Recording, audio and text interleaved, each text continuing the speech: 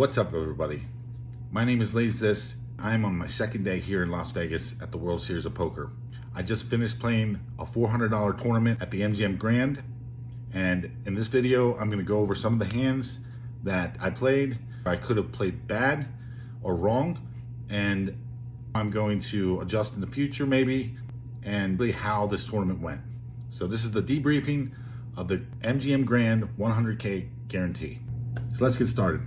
Right off the bat, I think that this table seemed to be kind of a tough table draw in some good ways and some bad ways. One, I had two really atrocious gamblers on my left. I could tell because the one lady I knew from previous, I recognized her, and I could just tell the way she played. I could just tell that she was playing, overly aggressive, and she was just really going to be a gambler. Also, there was a guy to my left that seemed to be opening really weird sizings and just getting really crazy. And besides that, I had an older gentleman who seemed very serious to their left. And then besides that, not right off the bat, but once the game got going, there was another younger fella that joined, and he was a very serious player and picked up the vibe that he really knew what he was doing. So, and the rest of the players were kind of older men that had no clue what they were doing. So it was kind of split. It was a good table. I had some good players for value on my right. However, I had to be very careful because I had some very aggressive players on my left, followed by some very smart players. So it's not exactly the best setup. I would prefer to have those atrocious gamblers on my right and these older men that are easier to play with on my left. And if I could, just not even have those other two guys that were good at the table. But as far as them being at the table, they were in a decent spot. Like they weren't to my left or to my right. So the fact that they were there and kind of the vibe of the gambler setup from left and right was kind of put me kind of in a squeezy spot. So what I was thinking about kind of as I was playing, not overthinking about it, to play overly too tight, but it was something that I definitely had to take in consideration, that this table was not, just the straightforward table that a lot of tables tend to be in the beginning. Well, even though I figured that out, I really couldn't do much about it at the beginning. My hand distribution still started off pretty bad. I was jumped probably about the first 10, 15 hands.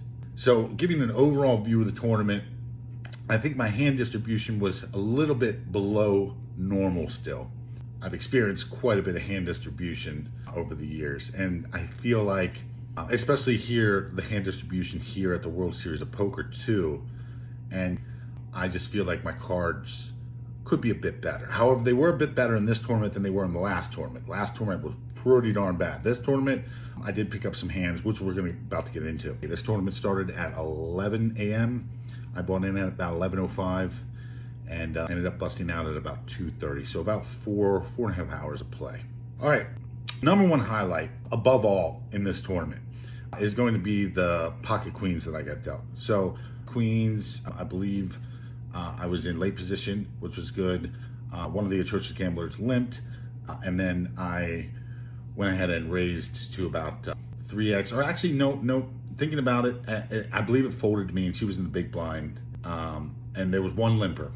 Yeah, there was one limper, and it came back to me, and I was in position, so I raised it up about 3 bigs and got the 2 callers. So we went to the flop, and flop came 10 high. It came 10-7-6. Great flop for me. Check, and then I fired pretty strong. About she called on the turn. I kind of sized it up. I had about 23,000 behind. I'm thinking, okay, well, how can I get this in? I'm like, well, if I bet 7,000 and she calls, I can pretty much jam the river really easily. So I bet 7,000, called the 7,000 on the turn, and I think the turn was a jack, actually. Obviously didn't bother me, and ended up quickly shoving the river after she checked. She immediately called me, and she had 10-9, so she had top pair. Once again, a pretty atrocious gambler. I think my image was pretty tight, so I think she made quite an error there. Calling me down with just 10 high. I mean, honestly, there's really nothing that she could beat. You can only beat a bluff, and it's not really good to call down only to beat bluff. With your almost your entire stack. She wasn't out, but she had lost most of it to me, and I doubled up But it's not a good idea to lose most of your stack. It keeps a player honest that is as tight as I am. But, I don't know, maybe she thought I'm pretty good at hiding it. So, I tried to make it look like I was full of shit. So, might have contributed to her calling. That was definitely the highlight of the tournament. That got me up to the 54K that you saw if you noticed some of my videos. Now, after that, when you double up like that, it was a little bit late double up. I wouldn't say late double up, but, about an hour and a half, 2 hours in. So the blinds were getting pretty aggressive at about 1,200 big blind, which brought me to about 50 bigs. And then this hand with ace-2 of spades, I did post on my story. Now I did research this hand, and the reason I went all in there that deep was for equity protection / equity denial. Like, poker's all about equity protection and equity denial. That is the name of the game. Especially in these live poker tournaments, you want to make sure you realize enough equity, because if you forfeit too much equity, you're going to lose anyway. Very, very important that you do not forfeit too much equity out here when you're playing these tournaments. Now, that being said, there is a certain threshold where I usually choose to either execute an equity denial move or some sort of protection move, and that can sometimes present itself in the form of a hyper aggressive move or a hyper passive move. Basically, zeroing in on each side of the spectrum. Now, that might be difficult to understand for some, but if you're a seasoned poker player, you get what I'm saying. Now, when I did run this through the solver did say that it was just flatting there. So at 50 bigs, I have 2 bigs in, so I'm at 48. Because I defended big blind with his ace-2 of spades. The flop came 3, 5 of spades. Third card doesn't matter, it was like a jack. Checked, and the opponent bet a pretty aggressive 3,000, which was about 1/4 of my stack, or about 1/5. I kind of put him on a big hand a little bit, and I almost feel like I put the money all in there because I wanted him to call. I had so much equity in that hand. I felt like he was ready to call. I felt like the best thing for me to do was to maximize my chances of winning and not losing, was to combine my fold equity with my real equity and push it. So that's what I did.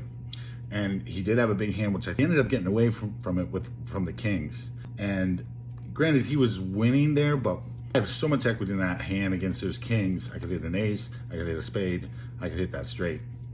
So all in all, a very, very interesting hand that I'm going to be thinking about most of the night tonight. I'm also going to be studying some of my equity denial, equity protection techniques, those heuristics that have to do with that particular, node of the game. And I'm going to try to just make sure that I'm zeroed in there, because if I've made a mistake, and I do believe that a mistake is, rising to the top here, as far as this hand, I want to make sure that I squash it, and I want to make sure that I improve from it. Very important that you reanalyze your hands, find the nuggets of information that can help you improve, no matter how small. Well, I wouldn't say no matter how small. You don't want to be, learning something that's not going to help you. But I think that I might be a little off in my equity protection, equity denial heuristic. Being here at the World Series of Poker, if I am off a little bit by that, my threshold is a little airy, I guess you would say, then I definitely want to make sure that I recalibrate that. So, that being said, that was a mouthful. All right, let's move on. The only other hand that was a highlight was I had a really tight, pretty tight image, because I had to play kind of tight because of all this craziness to my left, followed by these good players. There was a hand where the good players kind of came at me in the big blind, and I had queen jack off, and I told myself I'm not putting up with this anymore. So, they opened, and the cutoff opened. This guy had been opening a good bit. He was a strong player, and he was running well. Big blind called.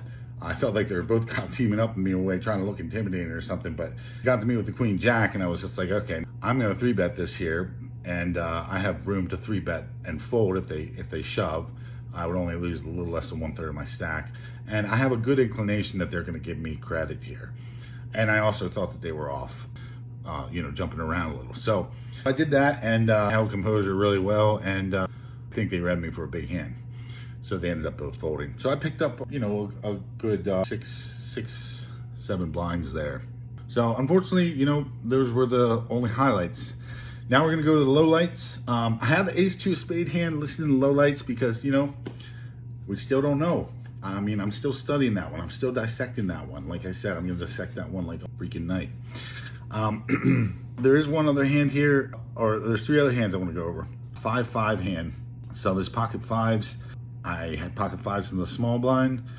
Opponent who just joins the table. He just sits down, right? He just sits down, and he makes it like X or something a little stronger than usual.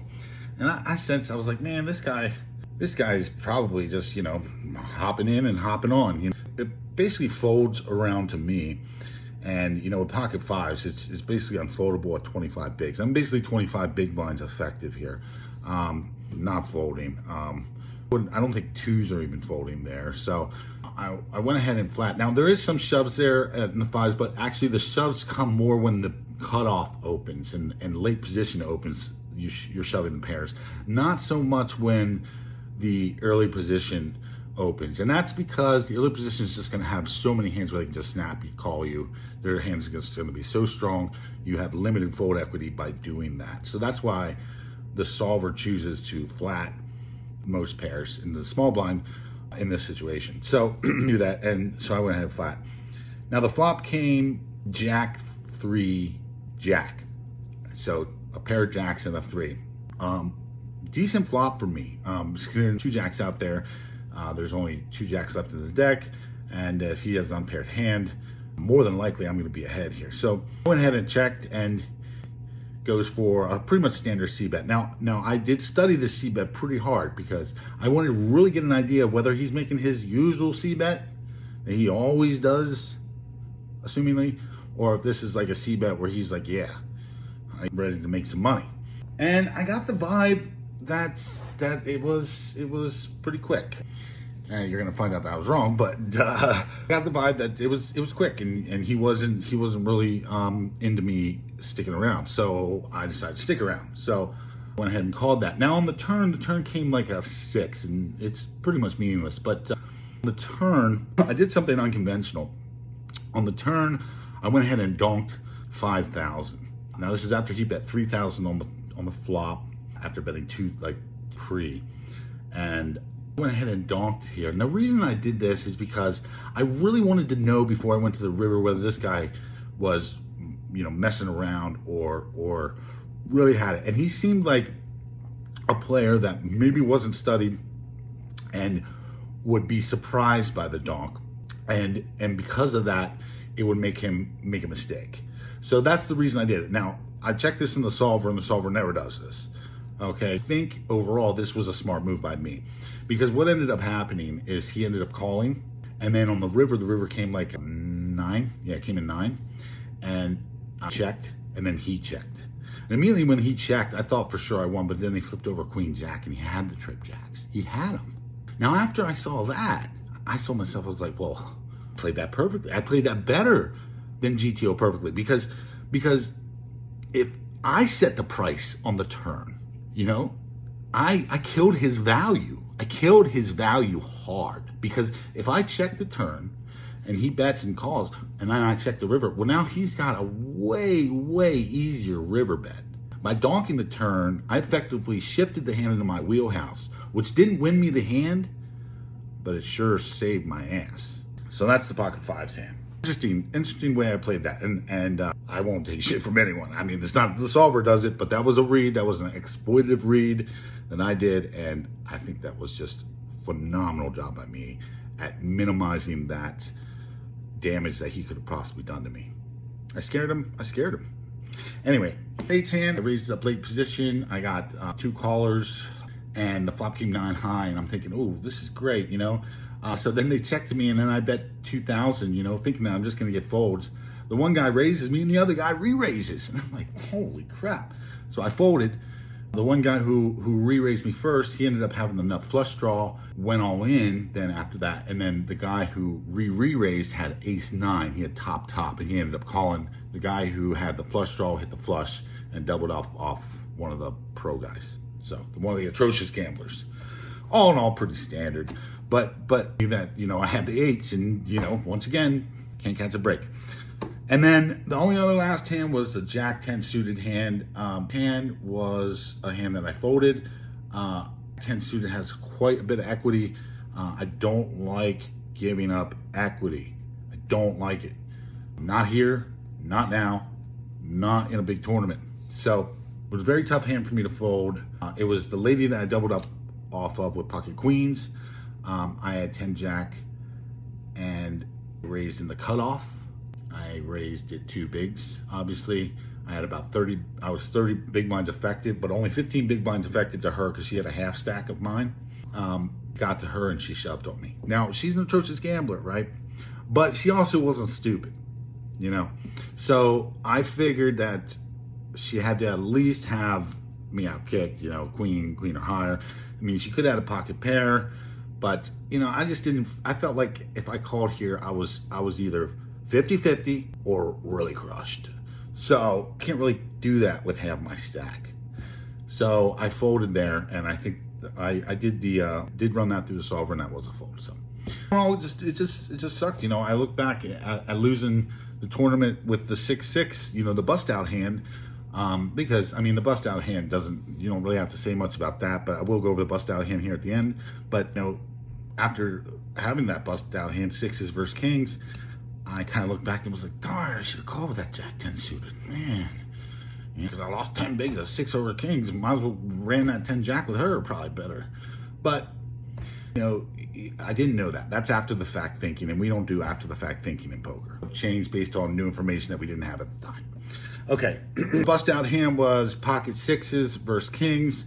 Pretty standard. I was down to about 12 big blinds. I thought it was a great spot, but once again, you know, these atrocious gamblers were waking up. Everybody seemed to be waking up with hands except me, of course.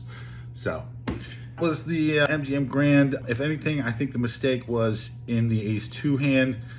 It's possible that I pushed off a lot of equity there. Had I called, maybe I would have hit the spade, and then kings would have paid me off, and then I would have got even more chips. However, it's also possible if I would have called, I would have missed it. He would have bet again. I would have called again. I would have maybe missed it again. And then that might even hurt me. I might have been out earlier. So, all in all, it's the ace-2 hand isn't really something to really wring my neck over, but it is something that I feel like my calibration was slightly off. So that's something I'm going to be studying tonight, which is my equity protection and equity denial heuristic or threshold.